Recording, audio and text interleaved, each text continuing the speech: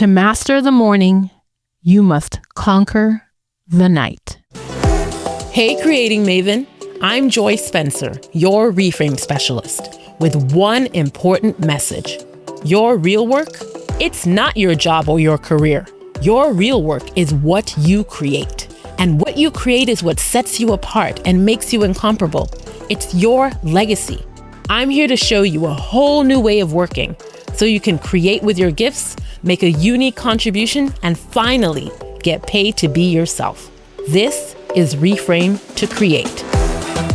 Sometimes creating consistently first thing in my day is a struggle for me. Okay, a lot. I'm not gonna lie. I get off track a lot, and I have to get back on track all the time. I have created so many different morning routines trying to crack this code, all to help me out with this. And before you think I'm fighting a losing or worthless battle, I do it because I found that creating first thing sets my whole day up for success. The days when I create first thing, it's like life has been breathed into my whole existence and the world is the right side up. So I know it's a worthy effort for me to make. But it's still a struggle. And for the longest time, I couldn't figure out why I couldn't stick to something that has proven to be so good for me. Because creating first thing, y'all, is a game changer. Because when you create first thing, or when you do anything first thing in the day, whatever it is, it signals something. It signals something to you and to others. It signals something in your brain. It signals that this thing that you're doing is a priority, whatever it is that you're putting first. And no matter what you say, blah, blah, blah, about what your priority is, the evidence says different. What you do first or in your first few hours of your day says everything about what really matters to you. And because we are creating mavens here at Reframe to Create, you and I, because we are this, we say we're this, we need to make it and show that creating is a priority by making it one of the first things that we do in the day. And as you'll see, as I share more about my routine that I'm battling through, I don't literally roll out of bed and fall on the ground and start creating. It's not literally the first thing. There are a few other setup practices I have before that, but it's definitely in the first block, right? And definitely comes before I do any work for anyone else. It comes before I do anything for clients or for any job. And that's what I hope you know is what distinguishes you and I as creating mavens. Creating mavens create for their own projects and for their own lives before they crack open any phone, any work phone, or do any work for any job.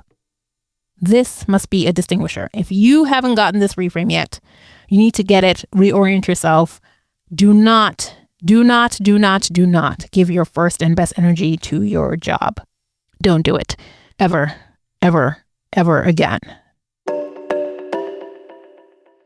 The morning is an important and precious time. It's a reset. It's an opportunity to start over.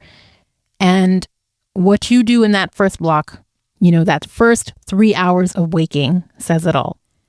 And when you create with your gifts somewhere in that block, rather than consume what others have created first thing in the morning, you are saying a lot. It sets your mind and your brain in the right way. It's also a signal to that job and to yourself about the role of your job, which I believe should be as your sponsor, not the center organizing feature of your life. It should be sponsoring the life you're building.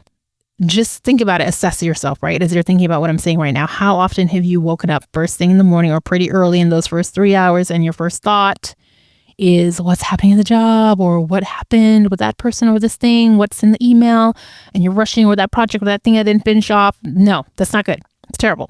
We don't want that. It's sucking the life out of you to be orienting your life that way. We are creating mavens. We do not do that. We do not give our first and best energy to a job. We give it to creating. But before that, we lay the foundation. And for this foundation setting, I always go back to my priority investment circle, which I shared with you in episodes 10 and 96. And in those episodes, I describe how I orient my day by thinking of a 3, tiered bullseye circle, with the center priority item being health, followed outside that circle being relationships, followed by creating. And the job, any job, comes fourth and after that, right? This priority investment circle is a roadmap that I keep coming back to because I'm not perfect. I keep falling off this horse. But it serves me as a guiding principle as a creating maven. So what does this look like for me on a day when I'm on it? Like when I'm on that horse? Okay, so for me, starting out with that center of health, and it's also kind of like health/relationship center piece, right? Starting with that, for me, that is God first in the morning, having my time with Jesus and his word to care for my soul, like being about my spiritual health first, to remember that the steadfast love of the Lord never ceases. His mercies never come to an end. They are new every morning. Great is your faithfulness. And that sets me right side up every single morning. And then getting into a walk in nature, right? Like getting the body moving. And in that, still thinking about my relationship with God, but thinking about relationships with other people, right? What are the relationships in my life that I want to invest in today? I may not call everybody, but like thinking about who haven't I checked in on in a while? Who is going through something right now that needs a reminder that they are not alone, right? And then still when that health, when I get back, like nutrition, water, what am I eating? And then creating right after that, number 3. Right. And for me right now, my creating outlet is this podcast. There are many different ways that you can be creating in your life. And there are other ways that I create as well. But this is my primary sort of thing that I've chosen to say, this is what I'm creating, using my gifts to create within the season of my life, and using it as a source of self-expression, but also what I offer in service to others. So I prioritize doing these 3 things as much as possible. That focusing on health, relationships, then the creating, all before I start thinking about any work client, whether that's a coaching client or my current major employer. Before I give them any energy, mental, emotional, or otherwise, or crack open any laptop that's theirs, I get to these things first, putting on my mask first. And you see in that, when things are going well, work on this podcast is done in those early hours before they get dibs on anything. Because once other things come in, what I found is that it's so hard to turn your attention back to your stuff. But if you've got a day where you got your stuff in first, it can go all sorts of directions after that. And you still feel like you've, won in the creating maven struggle. But it's a struggle. It's a struggle. And I haven't been able to figure out why I've been struggling until I learned about night and morning routines. And learning about that taught me that the morning doesn't start in the morning. Go figure. It starts the night before. It starts with our nighttime routine. And what is a nighttime routine, y'all? Because I don't have one. And I typically, I haven't had one. It's jacked, right? I am sloppy in the evenings and at night. I have been, and I struggle with this. Like, I just do whatever I want to do. But the few times that I've had a semblance of a night routine, it's made all the difference the next day. But my normal messery is to just not have a set night routine or a set bedtime. I don't plan when I'm sleeping. I just sort of plop on the couch in my clothes, everything's strewn everywhere, lights are on. Because I'm not sleeping, I'm entertaining myself. I'm on the laptop watching YouTube videos or something. And then, I'm watching, and then it starts watching me. And then next thing I know, it's 1 a.m. I'm waking up. I'm shocked. Everything is still on. Dishes in the sink. Clothes are on. I haven't brushed my teeth. It's a mess. I'm stumbling around. I'm trying to clean up a little bit and then stumble officially into bed. And then I wake up a tired, disoriented pigeon. And it takes me forever to then get into this morning routine that I've set up and I'm so focused on being good at. And it just throws off the whole rhythm. And then I come back to the evening where I become sloppy again and do whatever. And the cycle continues. And because I have not conquered my night, I am struggling to master the morning. And it keeps getting away from me. So that's what I've been fighting against. And maybe you are too. So let's talk about it. Let's talk this night routine, because It's the key, y'all. It's the key. Let's talk about 3 things we need to have in place in order to conquer the night so we can master the morning and come out the gates with all the vim and vigor we need to create in our early time blocks. Okay, ready? Okay. Number 1 is sleep. This is the most important thing about a nighttime routine. It's the gift that keeps giving. There are so many gifts from having a good sleep hygiene. Protecting your sleep is the most important thing you can do for your health, for your brain health, your heart health, your immune health. Do a Google search, y'all. This is all over the news. Like, there are articles galore about this, about sleep being the thing, the hack. All of it, all of the health. Sleep is the key. So we need to stop playing games with our sleep. And we have all been playing dangerous games with our sleep. So we have to protect our sleep. And the most important thing we need to do with that is shutting off these screens. Not just some of the screens, all of the screens. That blue light is killing your eyes, your sleep, your brain, your phone, your laptop, your iPad, your TV, all of it. So you got to break up with them at night. We got to stop using them to close out our bedtime, which brings me to that other point. What happened to bedtime? It's time to bring bedtime back, y'all. We may poo-poo bedtime as a thing for the kiddies, but we are playing games with ourselves by not having it. Our bodies need and love a consistent sleep rhythm, and all this jerking ourselves around without a regular sleep rhythm is no bueno. Just because we're adults, we shouldn't do it. So we need to break up with our screens at least an hour. The research says an hour before bedtime, but I kind of think that's a little short. I think we should try to go for something like maybe 2 or even more if we can, right? Break up with our screens, break up with that blue light. And you might be thinking, okay, how do I do this? Because I need something to help me get to sleep. Well, what I've found and what I've been doing the few times, and I say the few times because, as I said, I'm struggling. The few times that I have successfully, done this buffer with the screens before bed is when I intentionally switch to analog. So turning off my phone with a plan to getting into some journal writing to wind down for the day, and then also reintroducing fiction reading at bedtime, like actually getting a physical book, not reading Kindle or whatever, which I don't have, but actually getting back to reading physical books at bed and having a book on my bedside. It's like returning to a world from a former time that I truly love it. And it feels so good. And like, why did I stop doing this? So it actually feels better to fall asleep to a book than to the TV, because you don't like wake up in the middle of the night because a commercial came on or because someone started yelling in the show. And what's even better is when you start falling asleep and then you actually catch yourself, put the book away, turn off the lights, and let the sleep take you and sleep properly. The quality of that sleep, chef's kiss. It's like really good. But another thing I found is that going analog is made easier if I time box my phone time during the day.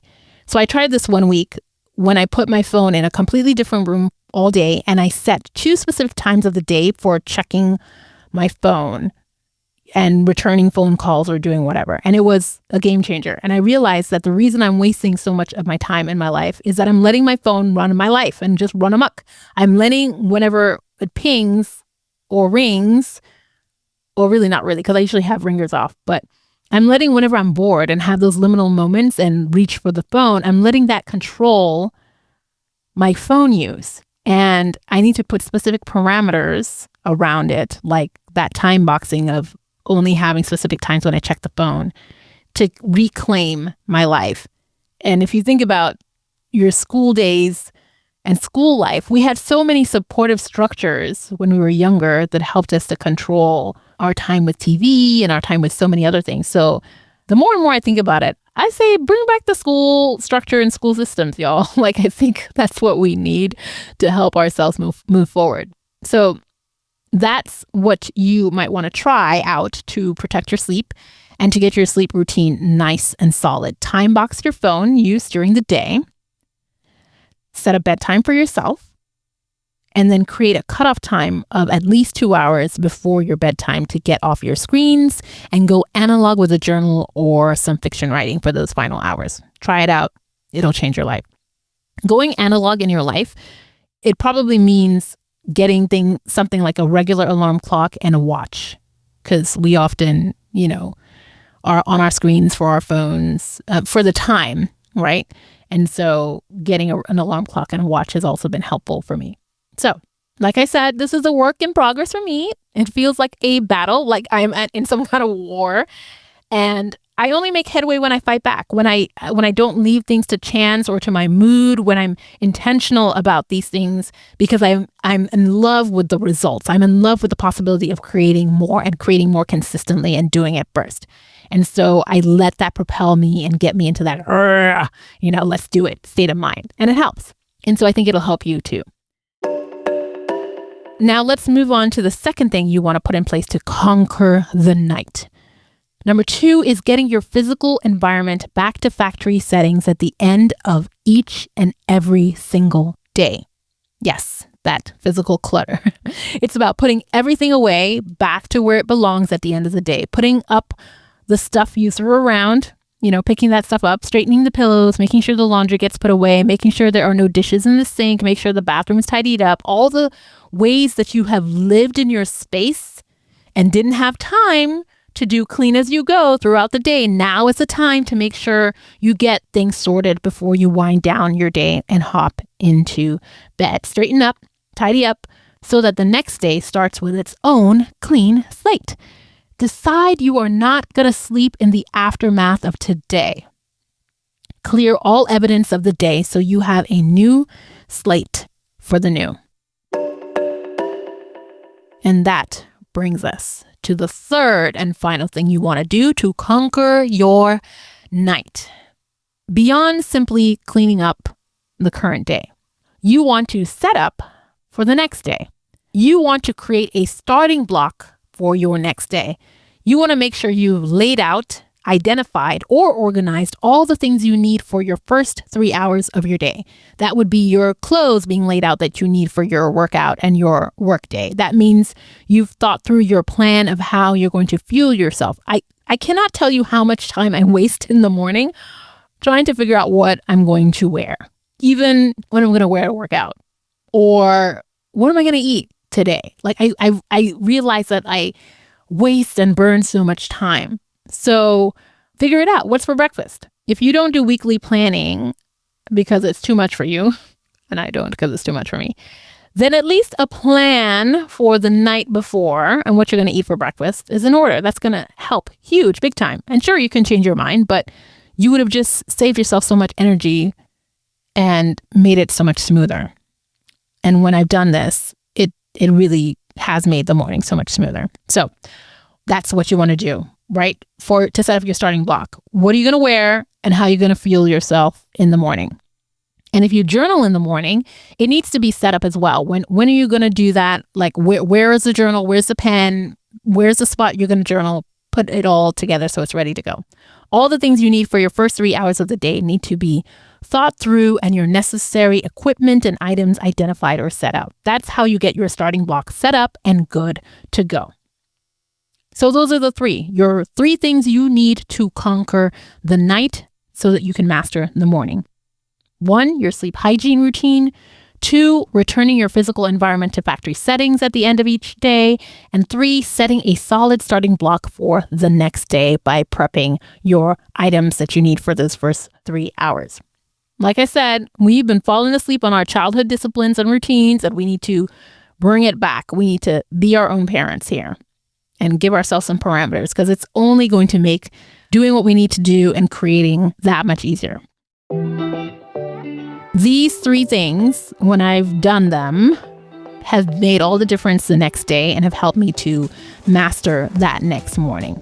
So I put that to you and hope that you join me in this journey, this struggle bus, because I'm still fighting for this, because it's worth it. I find it's a worthwhile fight. So I'm going to keep fighting and figuring it out. And, I tinker around. I move things around a little bit as I see that it helps me find an easier way to do it consistently. So don't get locked in. Just commit to figuring out what is going to work for you, what is going to bring you to consistency.